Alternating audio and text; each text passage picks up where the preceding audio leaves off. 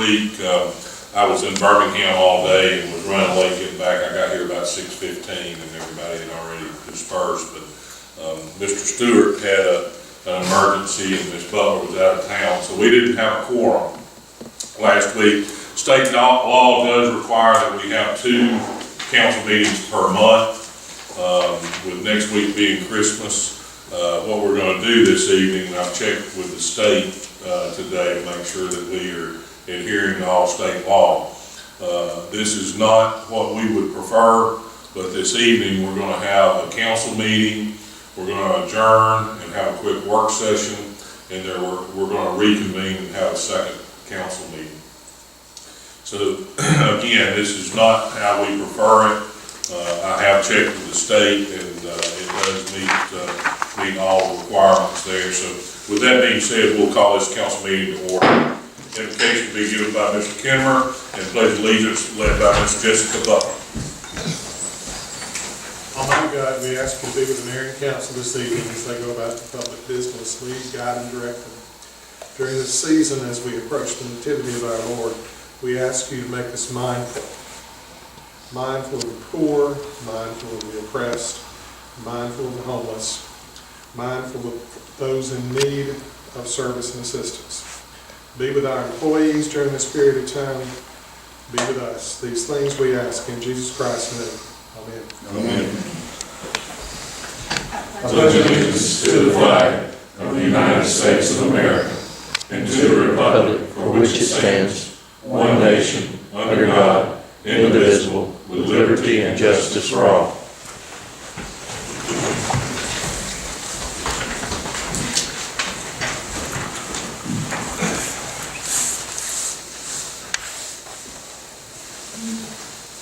Ms. Phillips, will you do a roll call, please?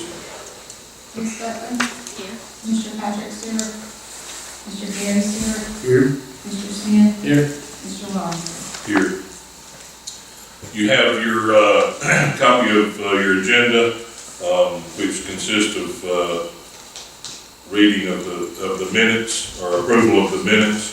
I'll hear a motion to adopt the agenda. Ms. Butler makes a motion. Is there a second? Ms. Smith seconds. Any discussion? All in favor indicates by saying aye. Aye. Any opposed? You have a copy of previous minutes in your packet. I'll hear a motion to approve previous minutes as written. I'll make a motion. Mr. Smith makes a motion. Is there a second? Second. Mr. Gary Stewart seconds. Any discussion? All in favor indicates by saying aye. Aye. Any opposed? There is no old business and there is no new business. We'll go to reports after the second council meeting. I'll hear a motion to close. I'll make a motion. Mr. Smith makes a motion. Is there a second? Second. Ms. Butler seconds. We stand. All in favor indicates by saying aye. Aye. Please stand adjourned. We'll move to the work session portion. First is discuss ordinance requiring liability insurance for all contractors. We discussed this last week. I would have concerns with anything that we would do that would increase the cost of residential housing in our community. I believe, as I stated last week, that moves in the opposite direction of where we need to go. There was some conversation about liability insurance being required for commercial contractors. That is something I think we could look more into, but I believe that the need for affordable housing in our community is too high. The one thing that concerned me, and I've had conversation with Mr.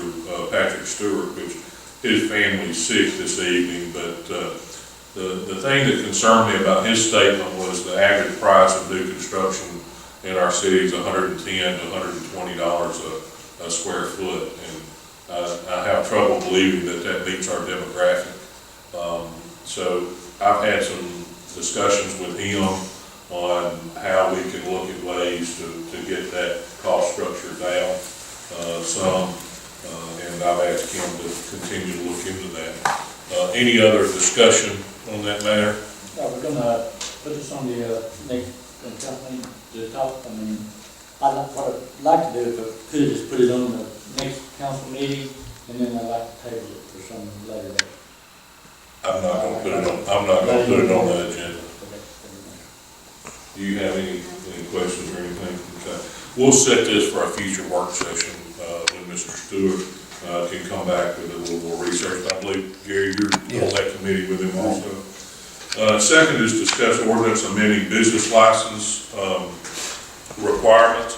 This is a change in state law, and we're changing the ordinance to be in line with state law. Is that true, Ms. Phil? That's correct.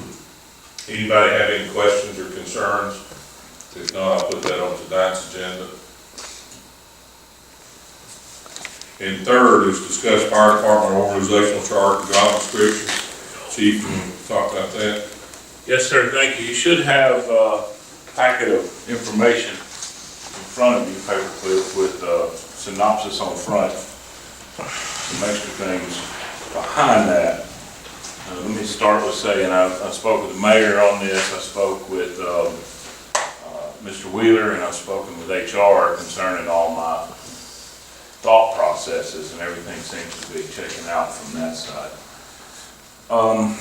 What the fire department organizational structure: firefighter, a driver, a lieutenant, a battalion chief on shift. And you can see on the first line of that synopsis how those pay ranges break down. And the driver, lieutenant, and battalion chief are all clumped together, making our pay structure rather top-heavy, with each range having 5% between numbers. What I would recommend and would like to see us do is to adjust that through attrition, not through taking anything away from anybody current, but through attrition, transition that driver position into a range lower senior firefighter position. We already require all firefighters to be able to operate and perform at the rank of a driver and perform those duties anyway. So they're able and capable of doing that job. And at the same time, as this transition goes, move that battalion chief up one rank. So we're dropping one, we're adding. The reason I bring this at this time is over the next 3 to 4 years, we are anticipating, the way we hire traditionally in the fire department, 3 people at a time, sometimes 6. We're anticipating a large degree of turnover for us. So that's why it makes sense to bring it now, when there's enough movement in our organizational chart to make it balance out on paper. So part of this is, and on the second page you will see, and I apologize for the small print, an organizational chart as it is currently. On the third page, what I would have proposed, and then job descriptions that would change just to reflect the changing of names and people being eligible to move and everything else. So just housekeeping on the job descriptions, no fundamental changes to job description. Back to the first page, the cost of this overall, there's an expense in moving that battalion chief up a spot. That's estimated, salaries, benefits, insurance, retirement, all of those things at $10,000 per 12-month period, 10/8/23. There is a savings in people transitioning down a step at that driver to senior firefighter range of $1,620 per person per 12 months.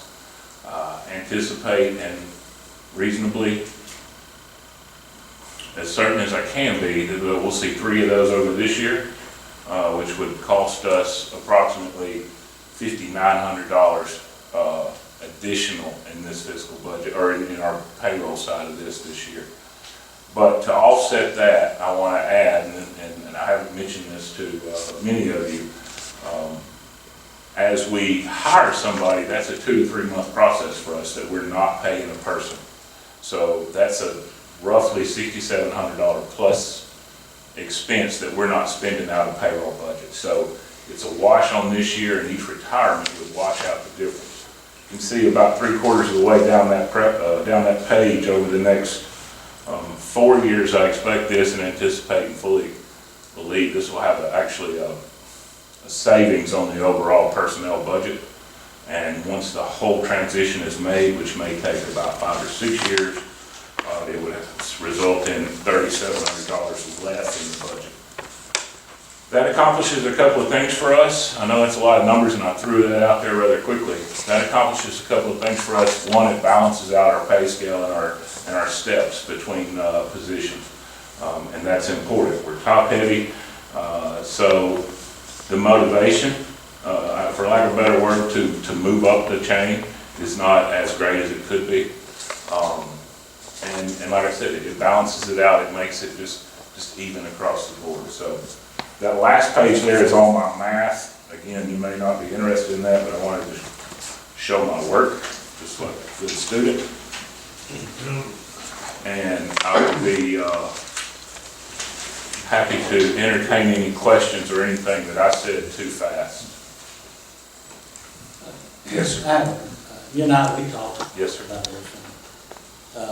One, we really don't know who's going to leave and when they're going to leave. That's So, correct. all of this is based on speculation. Yes, sir. And you said at some point, like 2018, the impact will be an increase of 59.62. But if this is based on attrition, which means nobody will go up until somebody goes down, how could it cost anything? Well, I say it's based on attrition. Phasing out that driver position is based on attrition. The appropriate fair way for me, in my mind, to do it is to move all of that senior upper level battalion chief up at the same time when we approve all of this at once. Instead of having this one battalion chief that's moved up because of attrition and these other two that are still back here waiting on attrition. So that really is not So totally it's, accurate, the attrition part. well, not totally. I guess it depends on how you look at the word. But I say attrition to say we're not taking anybody and just bumping them right back. They're going to phase out over time. And, So, and I thought when we discussed it that day, I thought we wanted, when one went down, one went up, or one went up, one went down. and then that's my apologies for. And thirdly, seems like I remember, of course, department's head job is to do the best he can for every one of his people. Yes. I used to try to do that, Ralph does that, you do that, everybody does that. But I seem to remember some time back, I think this was after I was on the council, that you came and asked for these lieutenants. Maybe you already had a lieutenant and you did a driver, because you needed someone to be in charge when the person above them was off. And that's why we put them in this position. I can't speak to that exactly because you've been on the council longer than I've been fire chief. And I think I got before you. But could have been one or two of the guys before me. But I will say there was a period several years ago where we did have only 6 driver positions as opposed to 9, and there was some movement in that organization chart at that time. Now, the motivation of that I can't speak. However, to the point of your question or your statement, that senior firefighter will be, for all practical purposes, trained and prepared to move up and act in that role, and that's why that role would be there instead of the driver. Yeah, I just remember that you said, especially in the case of a fire, you had to have Yes. someone who had Yes. in command, and Yes. that's why you had to have someone there. And the person that above them is only got 3 shifts that they're responsible for, so they're in one of those 3 shifts. Well, there's 3 battalion chiefs, so there's 1 on each shift. However, like I said, that senior firefighter will be prepared and able to move into that role, and that's why that position is still vital. But the actual qualities, and I say this with respect to what they do, absolutely, because I've done it, but the knowledge, skills, and abilities to perform at that driver level and what we test and promote by don't correlate with what we test and promote for lieutenants. So those 2 jobs are not really tied together or don't build upon each other. They're separate jobs, and firefighters or senior firefighters especially would be certainly capable to fill that. Okay, so if you didn't have the driver, that's going away, right? And then the next guy down, who's leaving? I mean, who you're not gonna fill the position when they leave? We're not losing any bodies, we're losing positions, so, What position? the driver positions We're not leaving. will phase out. I expect 3 this year, based on what they've told me, and 1 already, and another one that's on the verge of go, and 1 more that's reasonably certain. So I expect 3 this year, that instead of having 9 drivers, there'll be 6 drivers, 3 senior firefighters, and then as people leave, we'll replace driver with senior firefighter. So they're gonna stay in that same line of the organizational chart. with a Will the different- senior firefighter go to the same pay scale as a driver? No, sir. That job and job description will be at a different, 1 range lower. That's where the savings comes in. But right now, they're, okay, 17 versus 20 right Firefighter 17, driver 20. now. What I'm proposing is a firefighter 17, senior firefighter 19, a lieutenant 21, so that there's actually 2 steps between each position. I guess I'd like to see a little more in depth, the numbers again. Because it could be, you could misunderstand this pretty easily. I understand that. Now, and I'll be happy to, if we need to, at some other point, sit down and look at this. The numbers are, again, what I'm showing you here is based on 12 months, because I can't say when somebody leaves or when a promotion process happens exactly. It's already a little bit less than that now, because we're into the 2nd quarter, or will be. So, Yeah, maybe we could even do it at a work session where everybody could hear it, you know, at one time. And ask questions and all that kind of stuff. If they, and I'm not trying to give you a hard time, I'm just trying to get it out. I understand that. And I appreciate that. Thank you. Gene, can I set this for January the 8th for the work session? I will, I'm gonna be out of town. We're gonna be out of town. Yes, sir. Can you do this, can you get with Mr. Smith and answer his questions? I looked at him, he's got more experience in doing organizational charts than I do. I listen to him when he gives input on this, so I'd like for him to have a better understanding of it. What's the next one after that? The 22nd, January 22nd. We'll set it there. All right. Okay. Thank you. Thank you. Anybody else have any questions regarding You that? did a good job of filling it out. Thank you.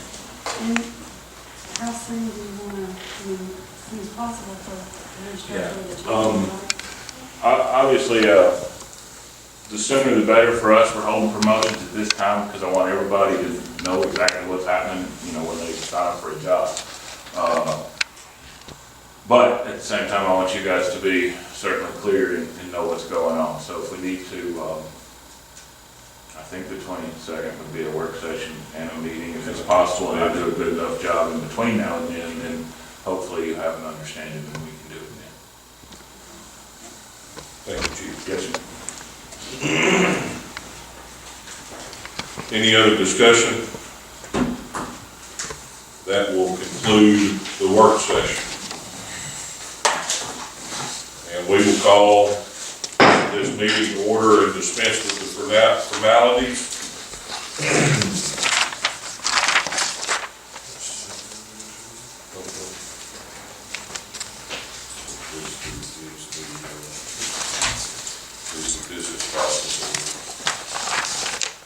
So being no old business, we'll move to new business.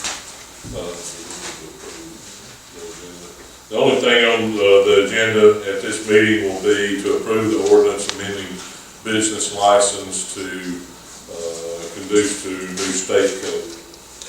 I'll hear a motion to approve the agenda.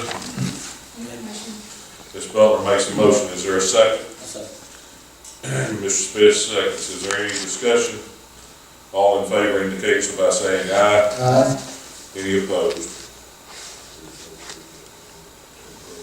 So we will, being no old business, we'll move to new business. So I'll hear a motion to approve the the adjustment of the ordinance, requiring business license to be in conjunction with, new state law. Mr. Smith makes the motion. Is there a second? Mr. Gary Stewart seconds. Any discussion? All in favor indicates by saying aye. Aye. Any opposed? Move to delegations. There are none. We'll move to reports. The mayor's not with us this evening. Mr. Kim, I believe you had something. Yes, Ms. Washington, thank you. For information purposes, Ms. Lindsay Roberts, the daughter of the late Dr. Jan Boyd Roberts, Ms. Roberts currently lives in Chicago, Illinois, has donated a tract of property to the city of Scottsboro adjacent to city-owned property, which is across from the power line station on Old Highway 72 going toward Scottsboro, or going toward Hollywood. I'd like to thank Ms. Roberts for a very generous gift to the city. Thank you, Mr. Kinnemer. Ms. Butler? Merry Christmas, Happy New Year. It'll be the January, right? Thank you, Ms. Butler. Mr. Gary Stewart? I too want to wish everybody a happy New Year's and a very Merry Christmas. Hope you all enjoy time with your families, and I look forward to seeing you again. Mr. Smith? Yes, if you come into town, on 72 and on 35, you see a big old placard. It has all the civic organizations in the city of Scottsboro, Lions Club, Kiwanis, everything. And I'd like to say what these organizations do for this city, most people doesn't have to do. Today, my wife and I went through the Lions Club, which you and I both are members, do our Christmas chairs, and I took my assigned person. I went to her house. I gave her $150 worth of groceries through Piggly Wiggly that the Lions Club pays for. And then I gave her 3 $75 Walmart gift cards. One for her daughter, who is 11, one for a baby, which was just born recently, and one for her. And what was so important about that was this lady lives in an apartment complex. She has MS, has had it for like 15 years. She can get around with a walker. She's blind, basically, she can say enough to get around her apartment. But her daughter didn't have a Christmas present. Now she will. They have food, and they had some of all of this, but not much. And to me, it just, I'm always griping and carrying on with my wife about how bad we've got it, and we have it so good compared to like this lady. But it made, and I know I'm kind of mean-spirited sometimes. I know some people think I am, but I really come away from that with a different attitude in my heart for the rest of this Christmas season, because this lady had such a positive attitude, and I had a negative one, except not there. And she changed me for the better, I hope. But not just my organization, our organization, usually my Lions Club, but all these other organizations do things at Christmas and help people, and these people really need that help. And I guess I'm saying that to say, all you guys and all you who are listening and will read the paper and all this stuff, join one of these clubs. Because it's not just a club, really. It's something that really helps this community. And we would all appreciate it, and the people of this community would appreciate it. And I thank you for the time. Thank you, Mr. Smith. I'm delighted to hear about your conversion. I did say, get back to the hall. I'd too like to wish everybody a very Merry Christmas and safe holiday season and a Happy New Year. That being said, I'll hear a motion to close. Make that motion. Mr. Gary Stewart makes a motion. Is there a second? All in favor indicates by saying aye. Aye.